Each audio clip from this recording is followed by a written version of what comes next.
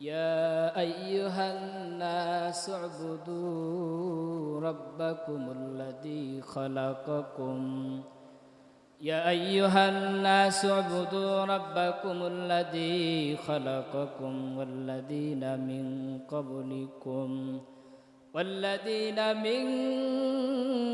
قبلكم لعلكم تتقون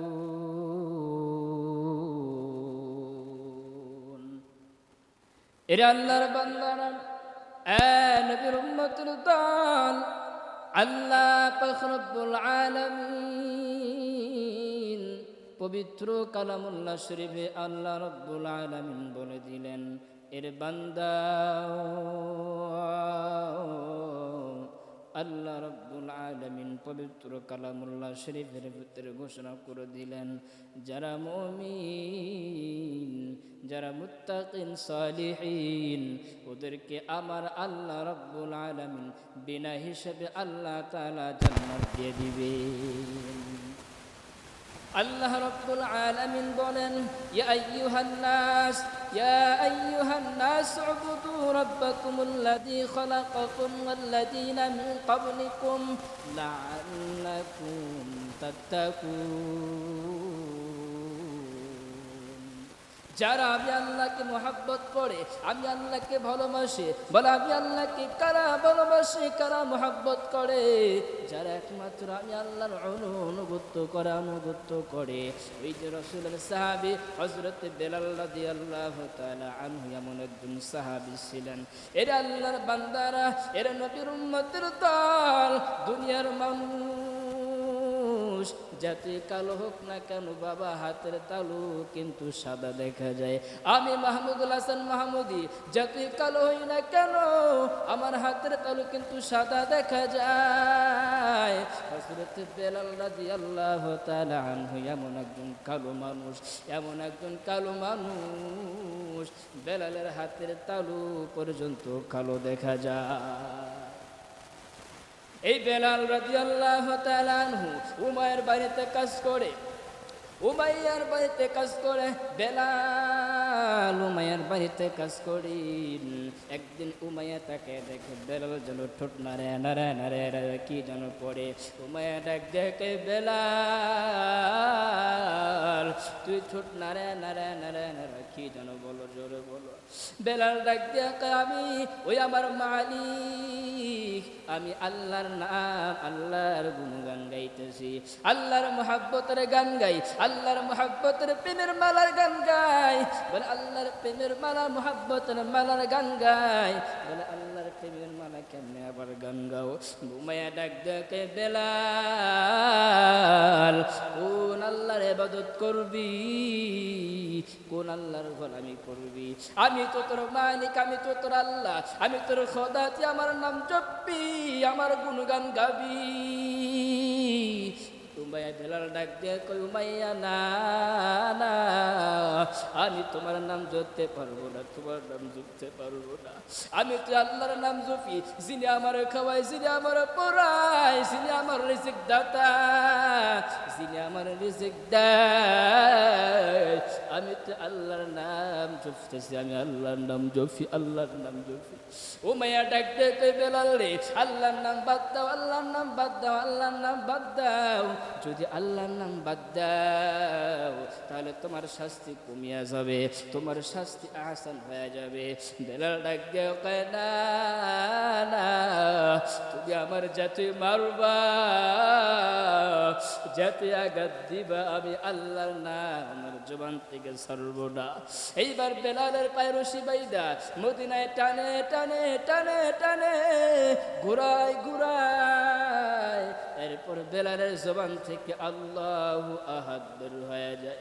পাশে দে সিদ্দিক আকবর আবু বকর যাইতেছেন ডাক দিয়ে কইরে উমাইয়া বেলালকে কেন শাস্তি দাও বেলালকে কেন আঘাত করো বেলালকে কেন মারো বেলাল তোমাদের কি দোষ করেছে কি ক্ষতি করেছে বেলাল ডাক দিয়া কইর আবু বকর ভাই দেখেন না উমাইয়া আমাকে কেমনে আঘাত করে কেমনে মারে।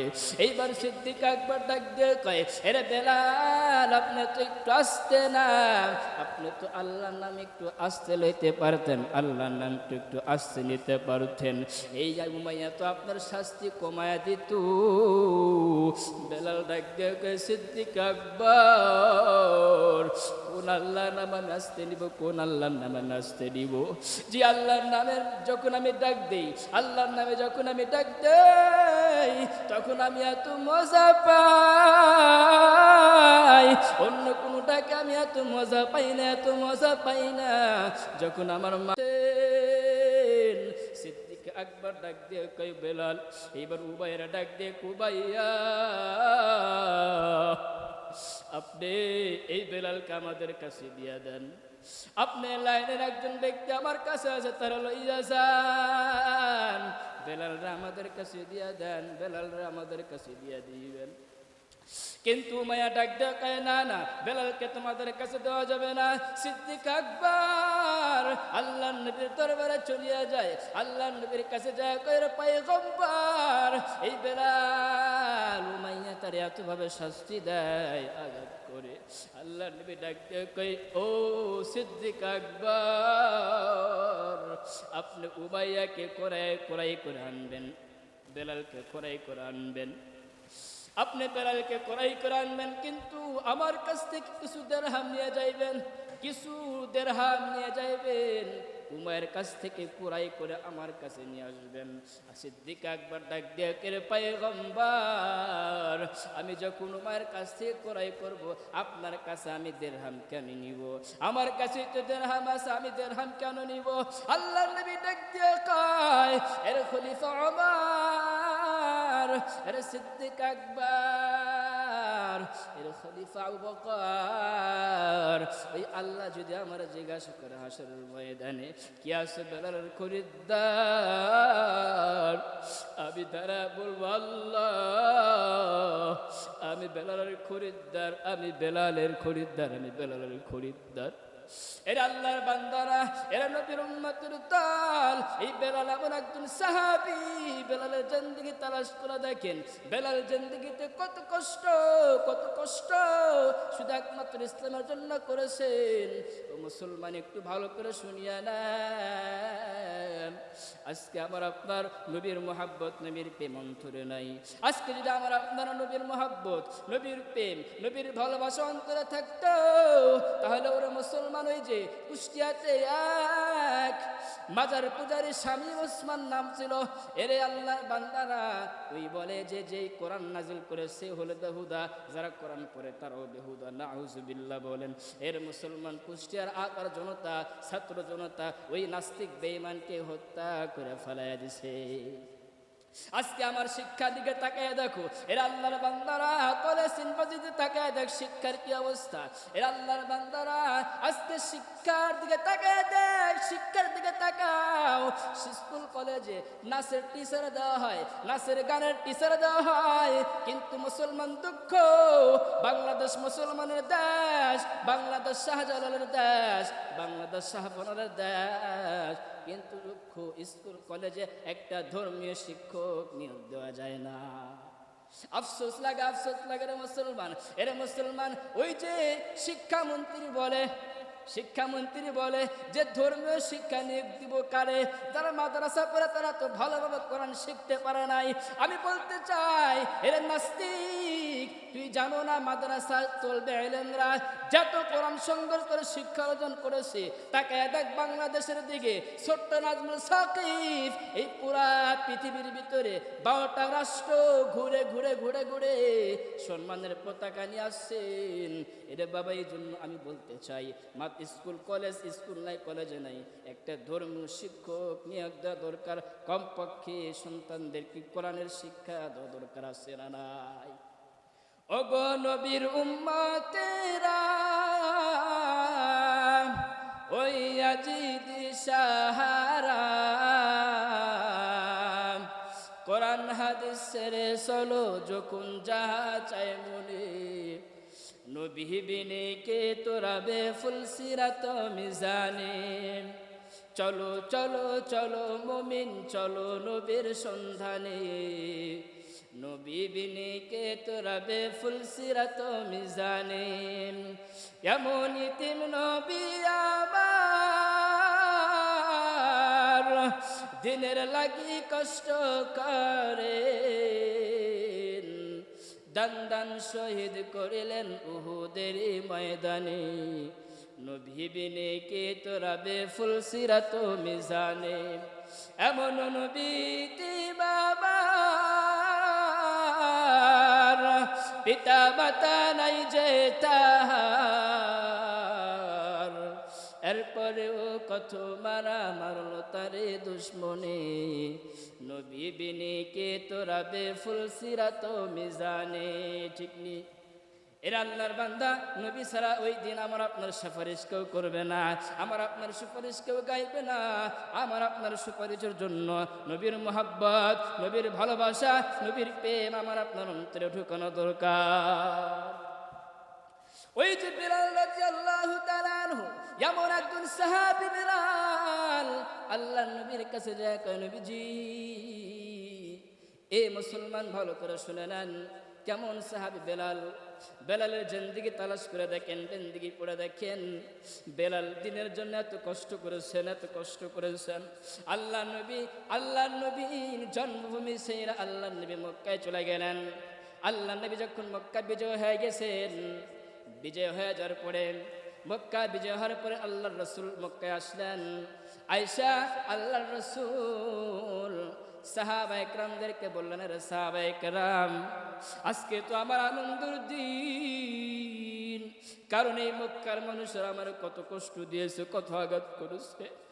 আমি নবীরে থাকতে দেয় নাই, থাকতে দেয় নাই। আমি নবীর মাও নাই, আমি নবীর বাবাও নাই, কিন্তু এই বেঈমানেরা আমার কষ্ট দিছে, আমার আঘাত করেছে, আমার মারছে রে। আজকে আমার আজকে হস্ত হয়ে গেছে। এই সাহাবায়ে কেরাম, সাহাবায়ে কেরাম, সব মূর্তিগুলো বাইরা বাইরা বাইরা বাইরা ভাঙিয়ে ফেলায় দাও। এইবার এখানে রমজানের আজান হবে, একামত হবে, নামাজ হবে, কিন্তু আজানটা দিবে কে? একজন সাহাবী দাঁড়ায় কয়, পয়গম্বর, আজকে মক্কা বিজয়ের আজান দেবে সিদ্দিক, আকবর, ওমর।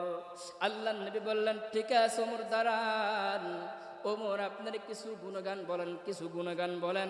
আপনার গুণগানের কারণে আপনাকে আমরা সম্বোধন করবো আজান দেওয়ার জন্য।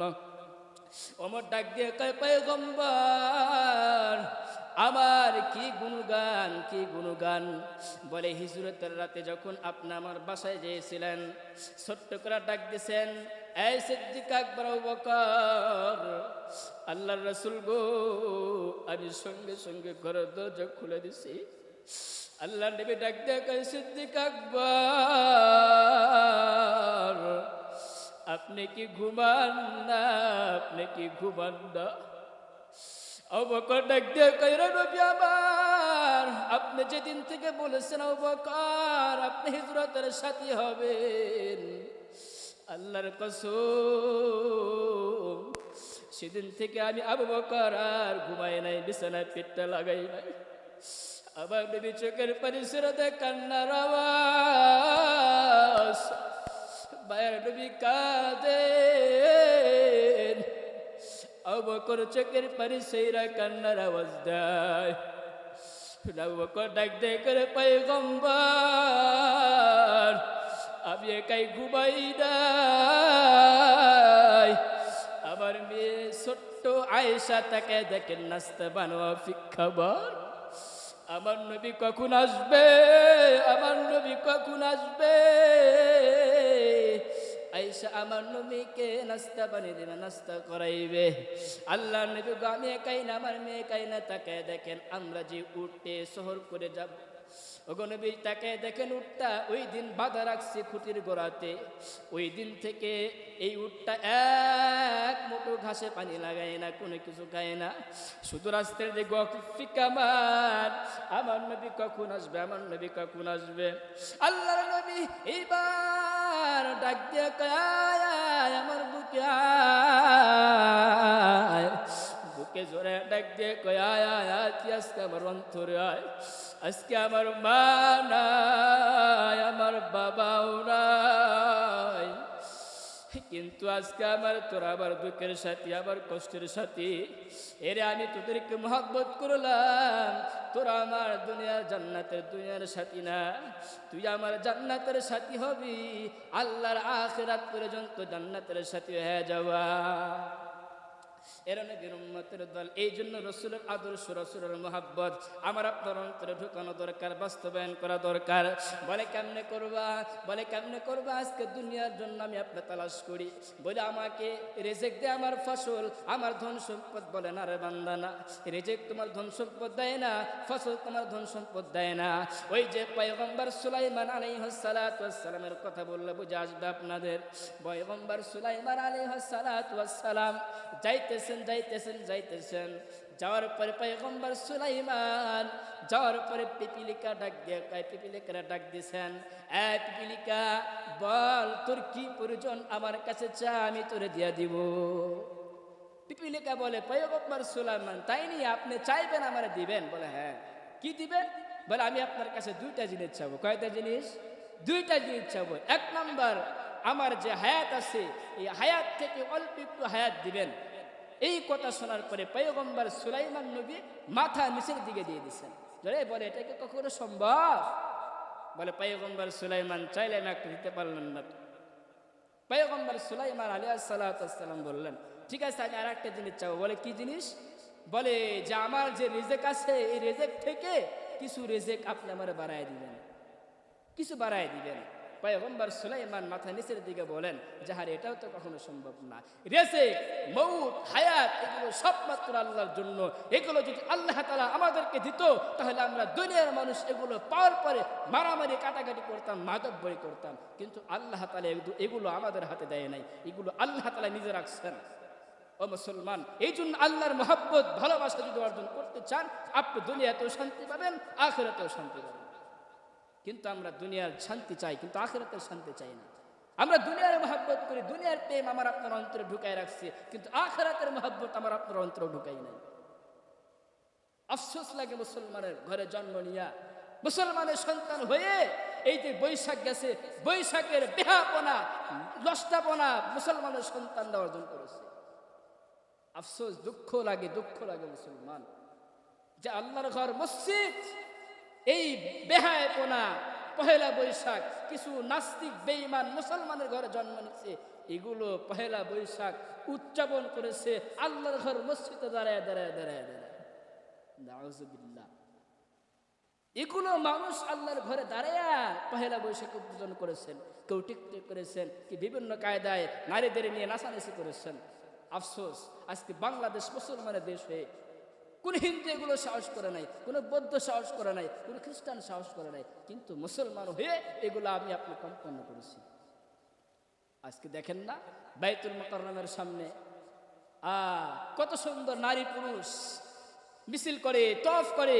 আমার জিন্দেগিতে শুরু করে আজ পর্যন্ত 30 বছর আমার বয়সের জিন্দেগিতে শুরু করে আমি কোনো দলকে দেখি নাই যে বাইতুল মুকাররমের সামনে মহিলা জাত আন্দোলন মিছিল করে। কিন্তু আফসোস, এটা কোন দল করছে? আওয়ামী লীগ করছে, বিএনপি করছে? বলে না, আমার মতো হুজুর করছে। আফসোস, দুঃখ লাগে মুসলমান।